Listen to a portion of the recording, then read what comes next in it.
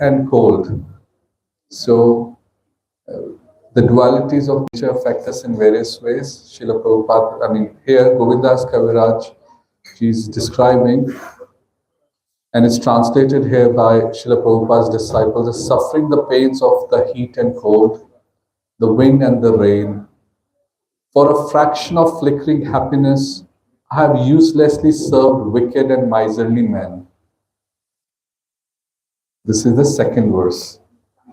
And we can ponder upon it, we can think about it a little bit. Who are we serving? What work are we doing? And what is the nature of the persons we are serving? And why are we doing it? The question why we do something is very important in our lives. And in this prayer, Srila Govindas Kaviraj is speaking to his own mind. He's speaking to his mind and describing life as it goes. What assurance of real happiness is there in all of one's wealth, youthfulness, sons and family members? Our normal thinking is that all our assurance of real happiness are in these four things. Normally, the way we lead our life, our complete assurance of happiness lies in what? Where do we draw it from? Wealth, youthfulness, sons and family members. These are our sources of happiness. If this goes away from our life, imagine you have no wealth, no sons and family members, and a very troubling old body. Happy?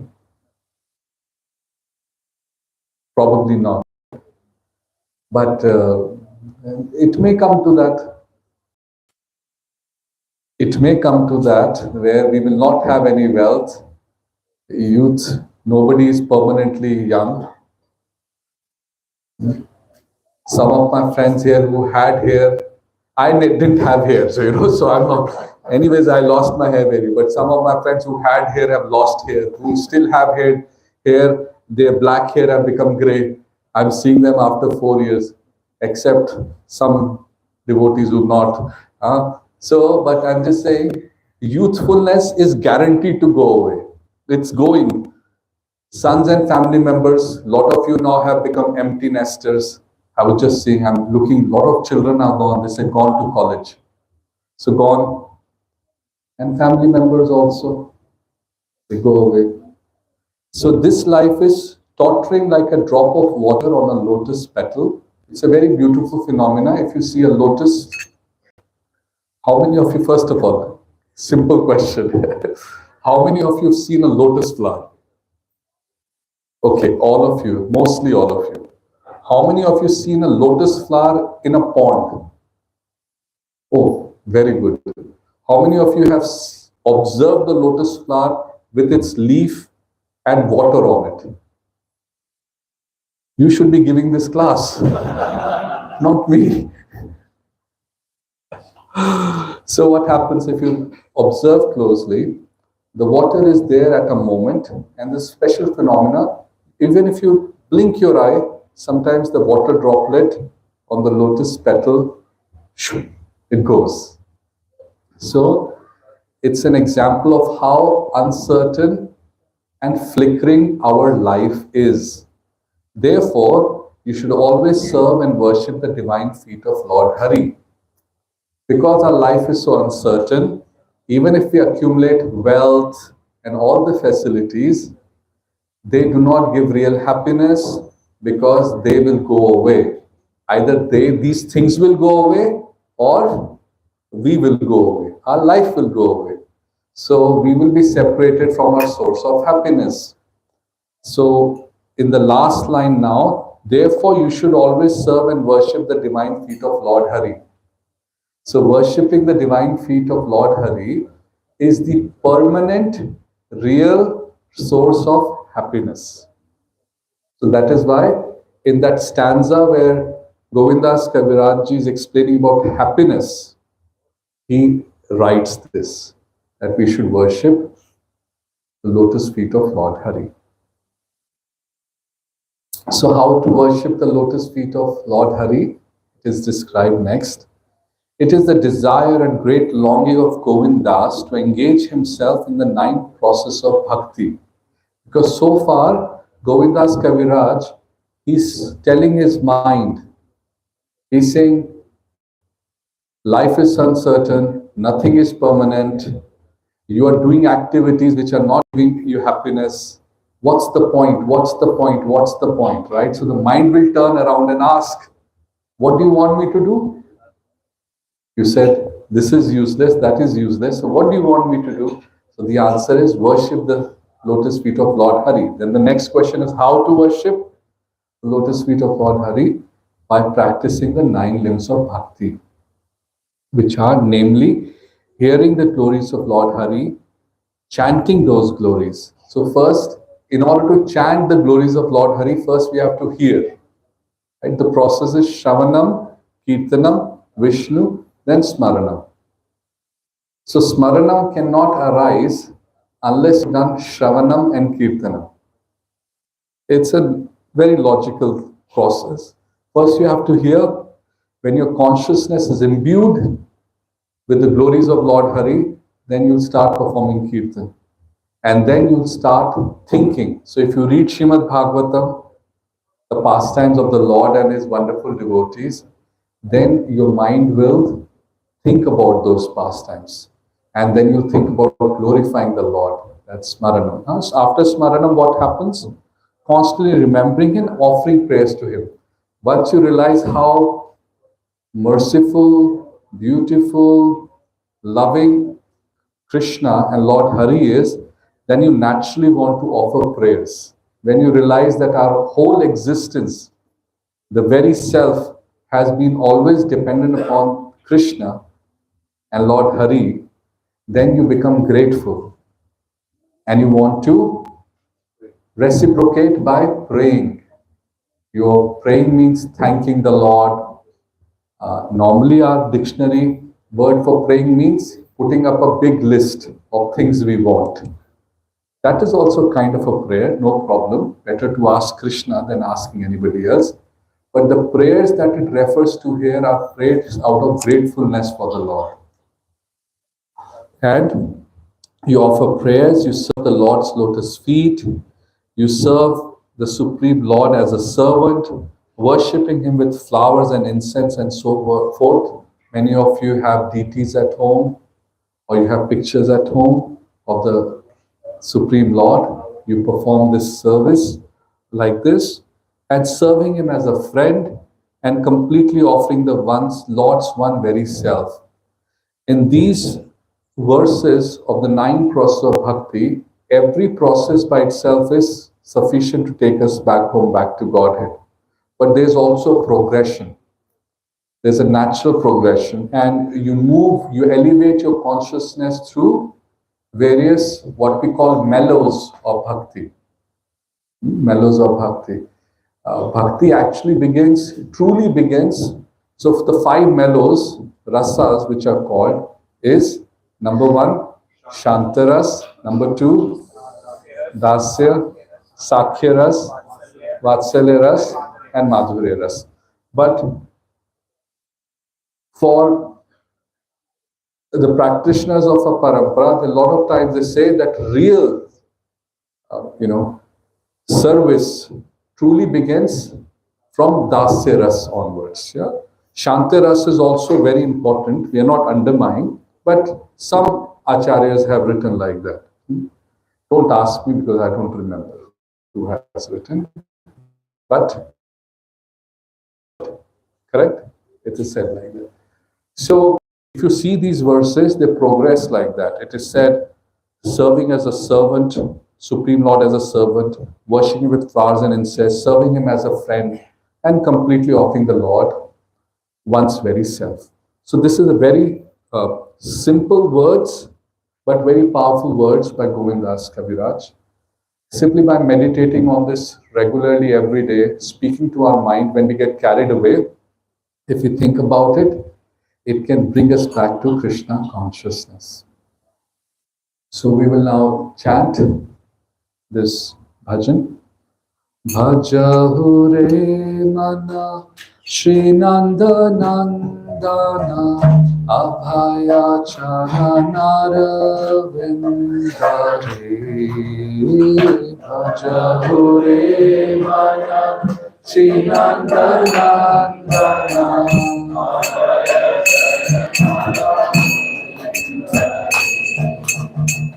Durlabhamanava Janama Satsange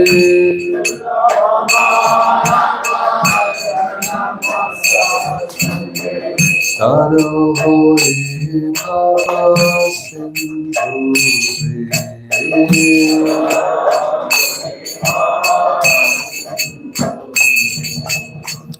Shita Tapa Bata Parishana Etya Jamini Chadire Shita Tapa Parishana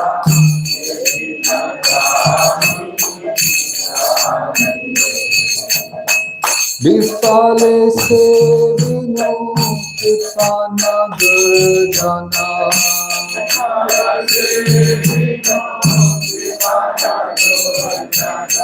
Chapala Sukhana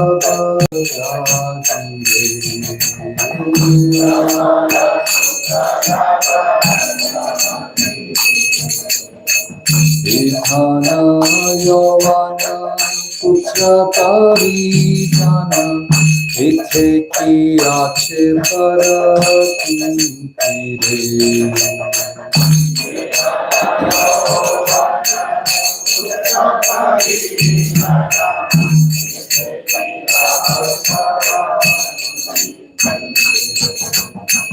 Kamala Jala Jala Jivana Chalamala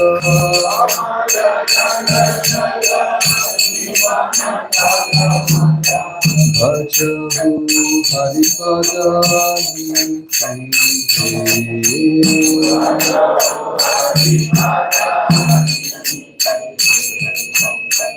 Shavana Kirtana Smarana Bandhana Pada Sevana Dasya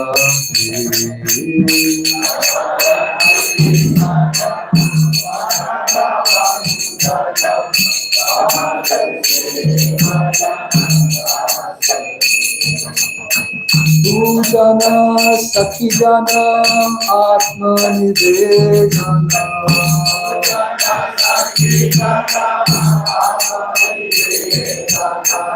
Govinda Tasa Abhijna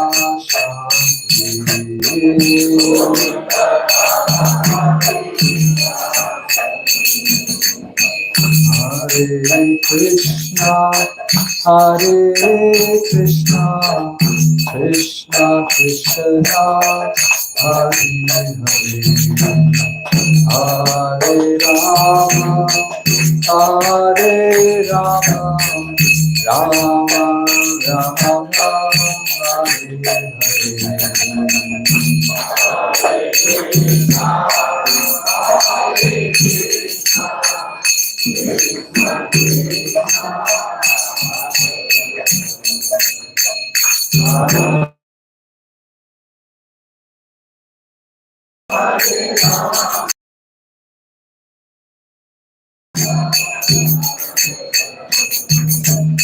Hare Krishna, Hare Krishna, Krishna Krishna, Hare Hare,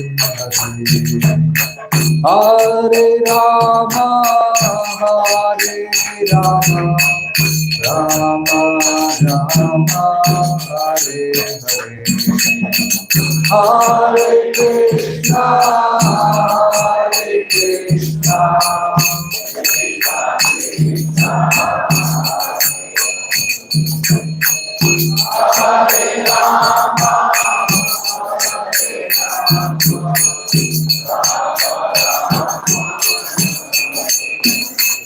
Hare Krishna, Hare Krishna, Krishna Krishna Hare Hare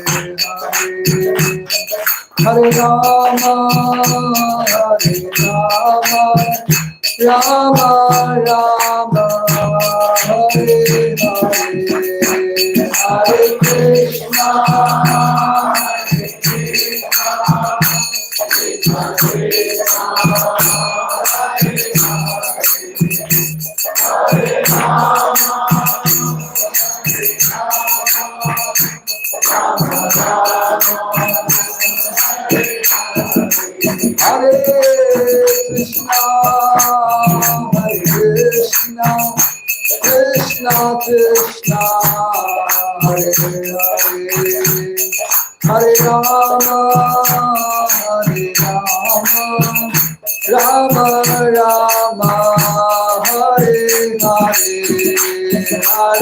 Krishna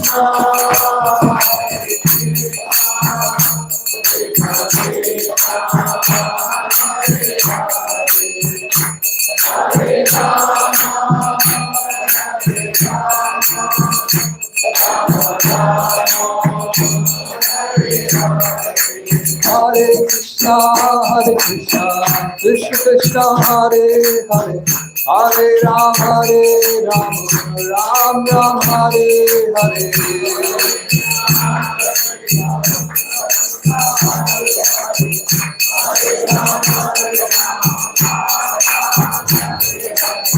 Hare Krishna, Krishna Krishna, Hare Hare, Hare Ram, Ram Ram, Hare Hare. Hare Krishna, Krishna Krishna, Hare Hare, Hare Ram, Ram Ram, Hare Hare.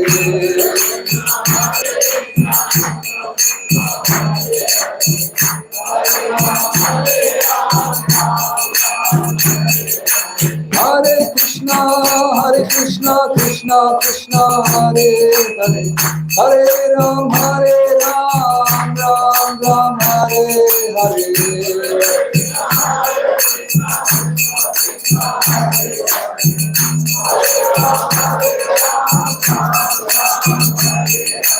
Radha Madhav, Radha Madhav, Radhe.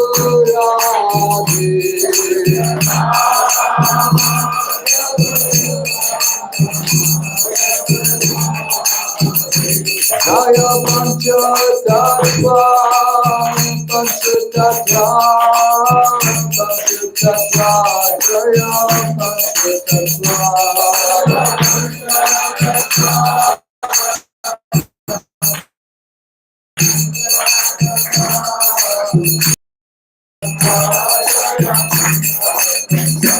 Jaya Gaurani Jai, Gaurani Jai, Gaurani Jai, Jaya Gaurani Jai.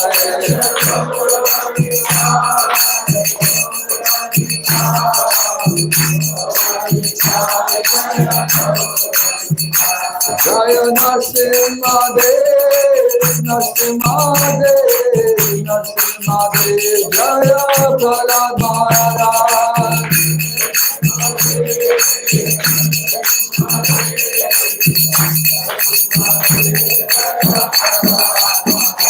Jaya Jaya Prabhupada, Jaya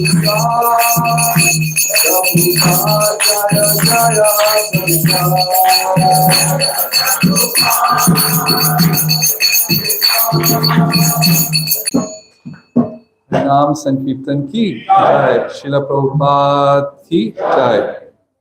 Hare Krishna. So should we do Bhagavad-Gita or another bhajan? What do you prefer?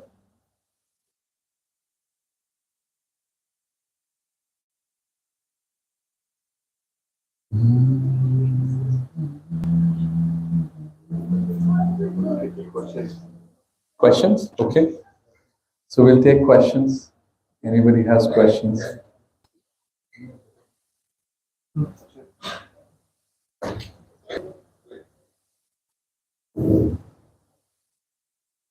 Don't be hesitant.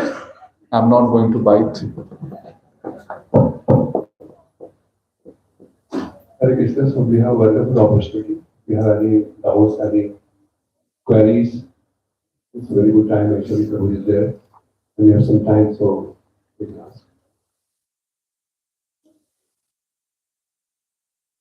Anything that's on your mind, if you like to share. Hare Krishna. Yes, that was it. Hare Krishna. Okay, how to maintain spiritual life and work-life balance? So it depends upon individual circumstances. It depends a lot on what kind of work you do. So some devotees may have a very hectic work pressure. They could be working for 10 to 12 hours, 12 hours, 13 hours, because they have to go long distance, come back long distance. So, and it is unavoidable because the employment is such. In such circumstances, you have to keep a safe, which you can maintain over a long period of time. There could be other devotees who have not so much work pressure, not very hectic life, very few hours at work, or even at work, they have plenty of time.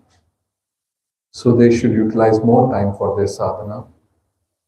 They can include more reading. And so it depends upon every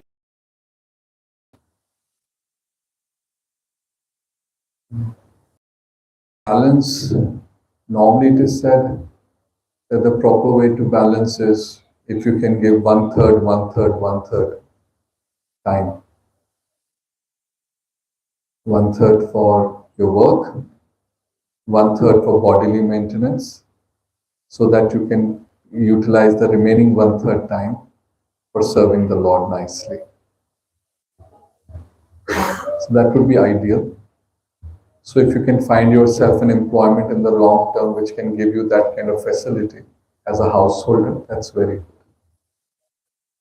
But if that's not the case, then just be tolerant for the circumstances to change. Now this balance can be ruined, very easily destroyed and ruined, if you include unnecessary things in your life. So if you include activities which are unnecessary, not conducive, either for your work or for your bodily maintenance or for your spiritual life, then your balance is destroyed. And that is what mostly happens nowadays. We distract ourselves, we include activities which are unnecessary. They will not help with your work, they will not help with your bodily maintenance, they will not help you with your spiritual life. But they take probably 1/3 of it. So that has to be completely avoided. Intelligently just withdraw from those things, which is vyartha. There is no artha. There is no meaning, there is no value. So withdraw. The more you withdraw from useless activities, the more automatically your balance will come in normal circumstances. Okay. Hare Krishna. Hare Krishna, Prabhuji. Hare Krishna. Prabhuji, just extending the question. Can I also know your name? My name is Nitin, Prabhuji. Nitin. Nice to meet you. Right. We have spoken on, I think, Zoom call, Prabhuji. And I think you were reason why I got such a beautiful association and community family from the side. When you're moving from Dubai, I remember. Yes, bro. So, probably the question was around, exactly the similar question, but around kids. Because I find, Prabhu, when I look at broad devotees, when I look at even in my family group, so where to draw the line for the kids? Because they are, we want them to chant the rounds. At the same time, we want to kind of make sure they don't put in the material work. Can you say the second part? You want them to chant rounds and? And we want to do them well, the material work. We want them to kind of, materially sufficient. Yes. And so right now, almost like riding in two boats. So we hear to any of the Maharaj normally, you would hear saying, read material education, just develop Gurukul and material education is completely waste. But at the same time, given we are in this material world, very difficult to kind of read And so we are all trying to balance, and in both ways we are not doing enough of either. So what is the right balance to do, and what's the right way of doing in the situation we are all in? It's a very good question, but no general answer. I'll tell you why. Balance actually comes from our state of mind. Balance is not from external activities. Balance truly means when our mind is peaceful. And that happens based upon every individual's state of mind. Certain people can be satisfied by this. Certain people will remain dissatisfied by even this. Right? So everybody has a nature. Certain children are calm, peaceful. Certain children require a lot of excitement. So I'm giving a theoretical answer first, which is this notion of trying to find balance with external activities is a misunderstanding. It will never happen. First, we have to get balance internally. Our mind has to become fixed and peaceful in a certain activity. It is best if that activity is Krishna consciousness. That is the ideal. Until you find that sense of satisfaction into something, all other external activities will remain. Here, speaking to you grown up so you can think about these things. Right now, let's extend that to a child. Child has his or her own consciousness, his or her own desires which are carried for lifetimes. And they're right now under your shelter, and you have your own desires in. And it's a really big battle. So the stabilizing factor normally is Krishna consciousness. That's where it converges. There's one point at which it can converge. Our attempts to try and instruct our children until a certain age it will work, 5, 7, 8. But that age is reducing as media is progressing. So previously the children would listen to you till they're 12 or 13. Now you'll be lucky if they listen to you even if they're 6 years old or 7 years old. I'm not joking, it's a fact actually. It's a fact. 7 years, 8 years, there. So you have to see the child's nature. You have to see your own nature also. You have to see what kind of environment you're providing. Are we sending them conflicting signals? What does a conflicting signal mean? We ask them to do something which we ourselves are not doing, which is a classic pattern in most Indian households.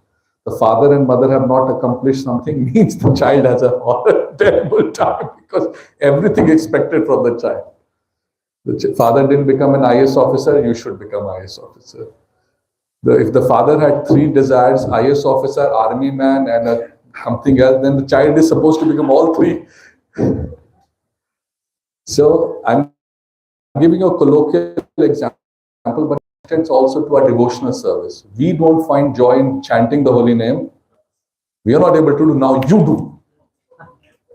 You become a great devotee. Have you seen that? Right. Just think about the poor child, what's going to happen? So now going to the other aspect, which is sailing in 2 boats. We are sailing in 2 boats as long as our mind is captured by duality. But when we become Krishna conscious, they are not separate boats. This body, its necessities, as we were just reading in another program, the body has certain necessities. They have to be regulated by rules and regulations prescribed by scriptures. The scripture does not say you should not work. If you're a householder, then depending upon your varna and ashram, you have to work. In Grihastha ashram, depending upon your varna, you have to take different kind of occupation and must work. So if your child is going to be a householder, is going to get married, then they have to work. If they're going to work, then you have to decide based upon the nature of the child, what kind of work the child will be suitable for. Academic, educational work means Brahmanical tendencies. Administrative work means Kshatriya. Profiteering, trading, banking, all of these Vaishya tendencies. Or simple person just wants to go and work somewhere, do anything, just I want to do work. So these are natures. Previously, it was very scientifically evaluated, every child's this. But there is no harm in working. So if there is no harm in working, how are they going to get employed in today's world?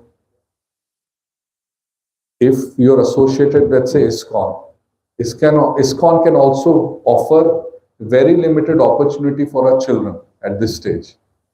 The society has not structured itself to provide every child the opportunity to be able to offer deity worship.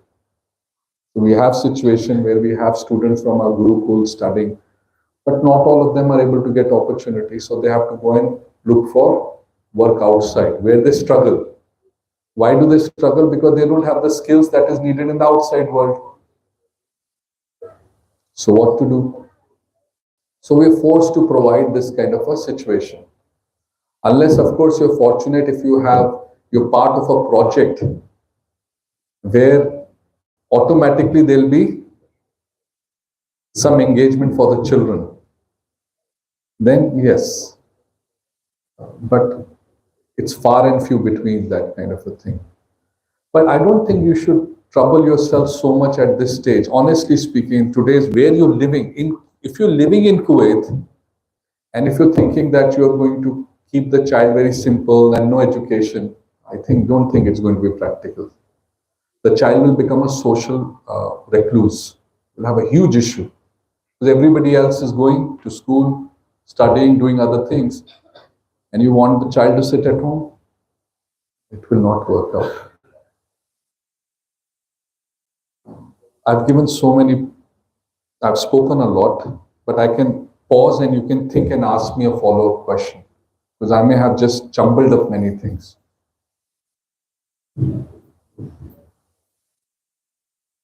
Prabhuji, I think I completely agree with you, the way I think you explained. And exactly the way you said it, the reason we are in Kuwait or let's say outside our Netherlands is for a certain reason. Yes. And yeah, there's one more follow-up question for you. Yes. So, for example, I like so that's something which is my passion. Sometimes, and then you hear some of the lectures from Maharajas, and you hear that, for example, material education is a root cause or is one of the root causes of bondage. So so we should shun all the material education. So sometimes when I really wonder about, so which is when teaching devotees skills, is it a sin or is it a good thing? Am I helping them? Am I not helping them? See, anything can be Hare Krishna. Anything can be material or spiritual based upon how it is utilized. Every element in this universe can be utilized for the service of Krishna or for our own enjoyment. Let's say if your child studies, gets education, gets a decent job which has a work-life balance, proper work-life balance, and then uses whatever he earns to serve Krishna, is it material or spiritual? Spiritual. Is there something wrong with that? Srila Prabhupada did it. Srila Bhakti Vinod Thakur did it. Most of the personalities in Srimad Bhagavatam are householders performing their duties. But what is really important is the consciousness by which we engage in these activities. If you have the best of education, but you carried away in material entanglement where you want to use it, all that you get, you want to utilize just for enjoyment, then it becomes a sin. It becomes a burden. But just like Ambarish Maharaj, he had everything, but everything was utilized for Krishna's service. So then it is not sinful, Prabhu. It is not sinful if we are using whatever we have for the service of Krishna. The real catch is how do you keep that consciousness. Because when you get wealth, when you get facilities, it's very easy to get carried away. So why not teach the children that? And then depending upon their desires and karma, they will do whatever they have to do. You have to give them grounding so that they remain connected to Krishna. That is the key thing that we have to focus on.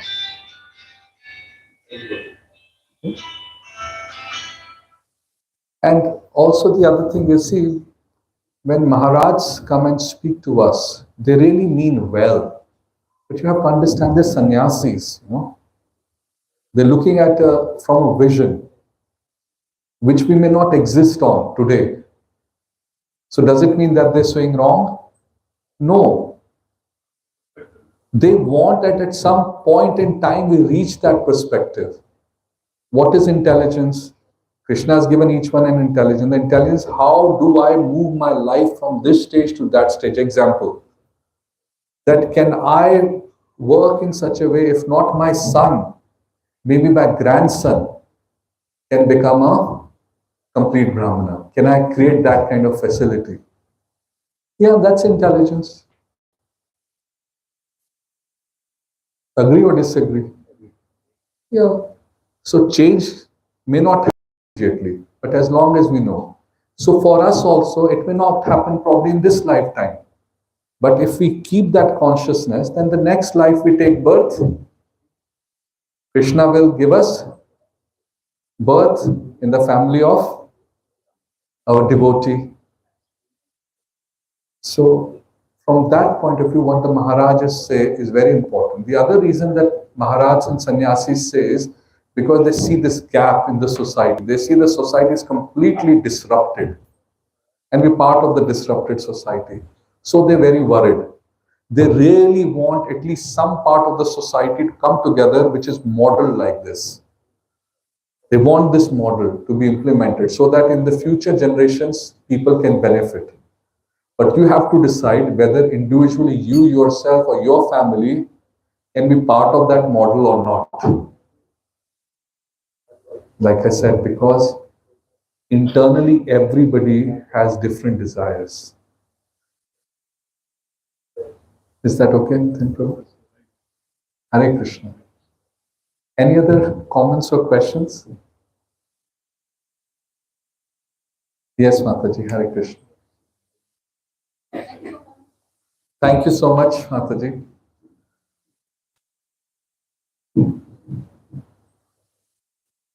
Probably this question is there in my mind for some time. Like in Bhagavad-Gita, we find Krishna at some place he says like worship me, offer everything to me, like Manmana. But certain place he says worship him. Worship Him. him. And we find H is in capital. So he's referring to the Supreme. But he is himself present there. Why would he say that? Well, I have not studied Bhagavad-Gita so thoroughly in the sense where I find these instances of worshipping him. But as our purports are directing to Krishna, we try to take guidance from Srila Prabhupada. Srila Prabhupada says that wherever the word Bhagwan comes, wherever in Bhagavad Gita Sri Krishna is referring to the Supreme Lord, it is referring to Sri Krishna. So that's what I have understood. Yes. Yes. I have one more from Bhagavad Gita. I love that. Yes, of course. I mean, the Lord, and of course, the Lord sometimes speaks instructively. Now, for example, Lord Gauranga is not different from Sri Radha and Krishna, right? But as a matter of pastime and instruction, he's saying worship Sri Radha and Krishna. He never says worship me. So, speculation, brackets, speculation. And the Lord is giving an instruction for a devotee to follow in the footsteps. Where he absorbs that mood, he may say like that. Yes, Prabhu. Yes, yes, of course.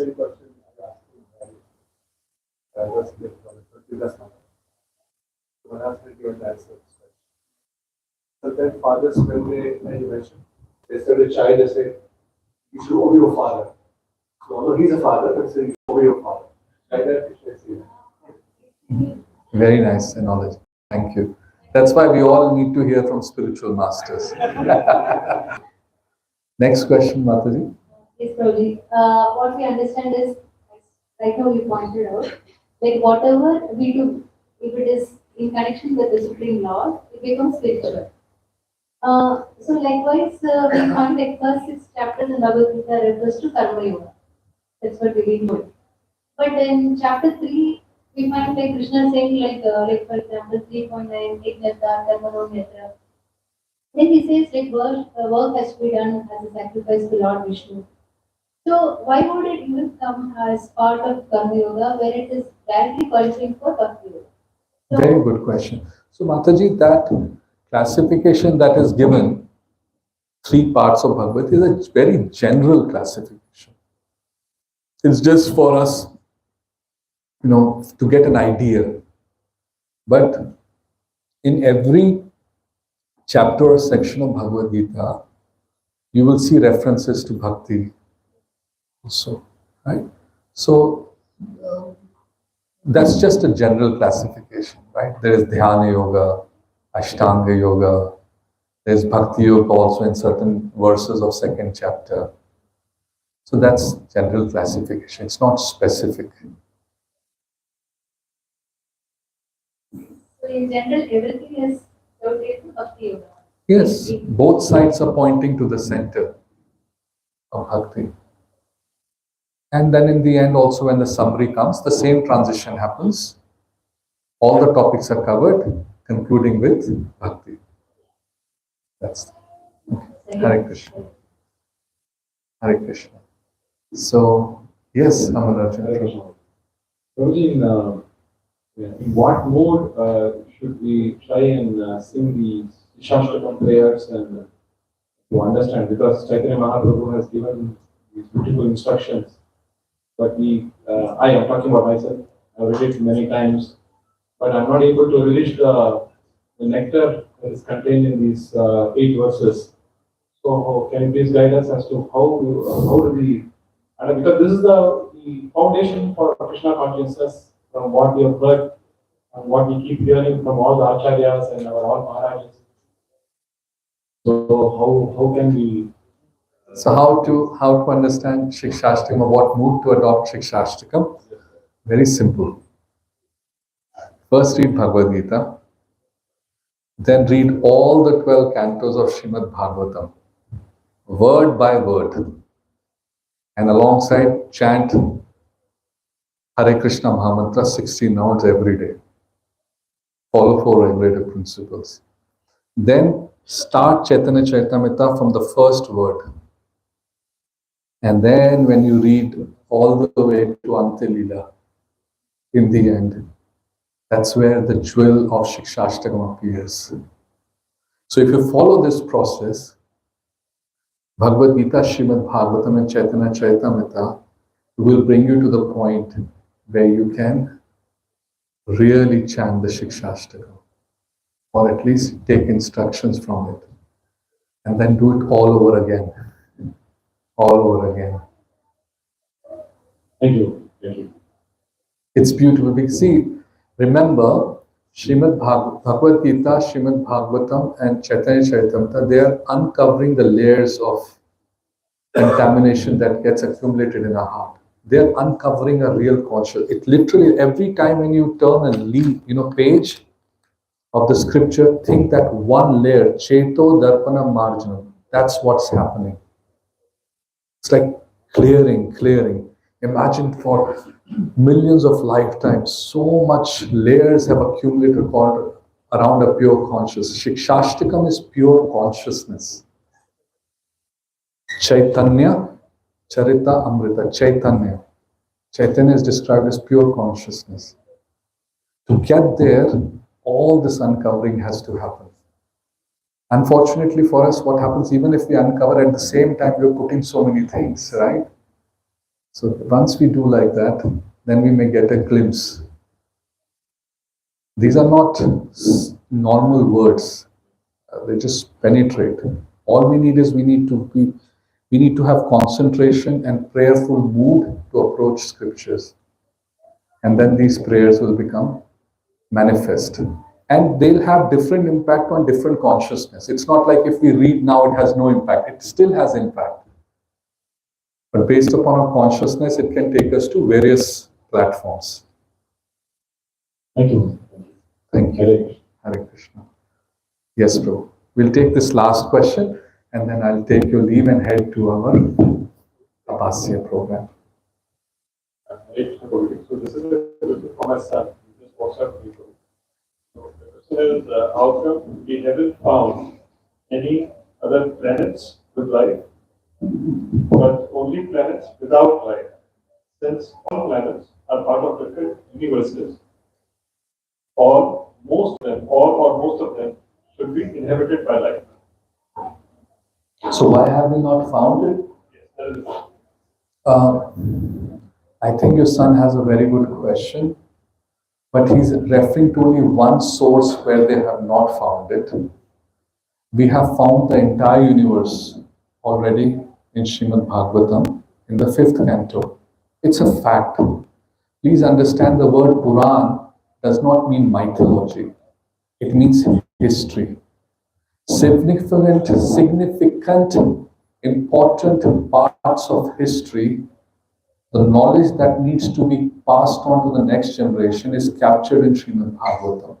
So the whole structure of the universe, the various planetary system, all the way starting from Satyaloka, Janaloka, Maharloka, no, Satya, Jana, Tapa, Mahar, coming down to various heavenly planets, Bhuvarswar.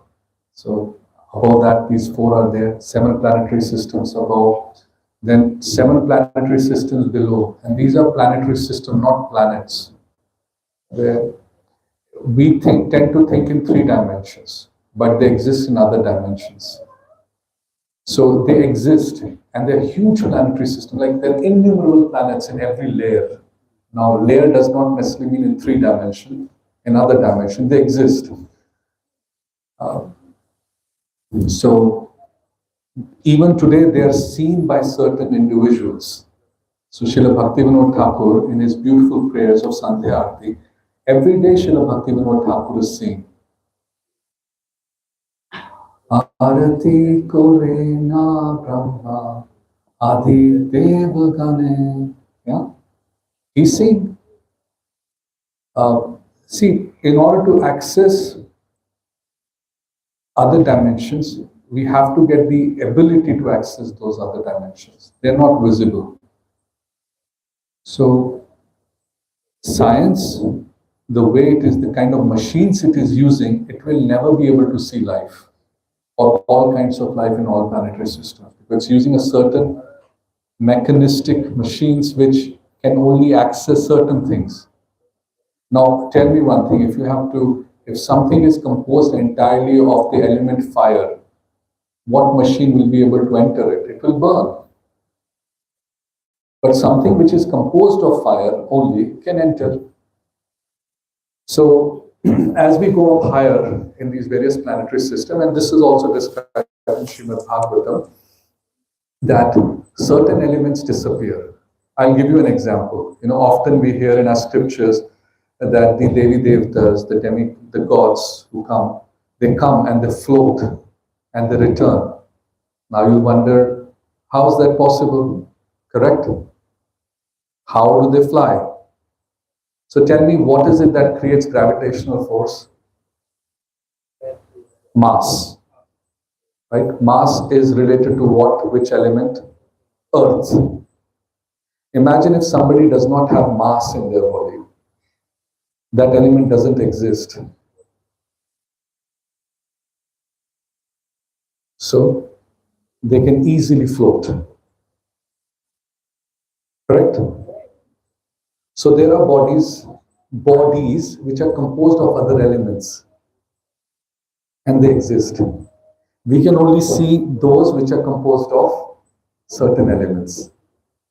Certain machines can see other things which may not have earth, but they can visualize, So that is the science.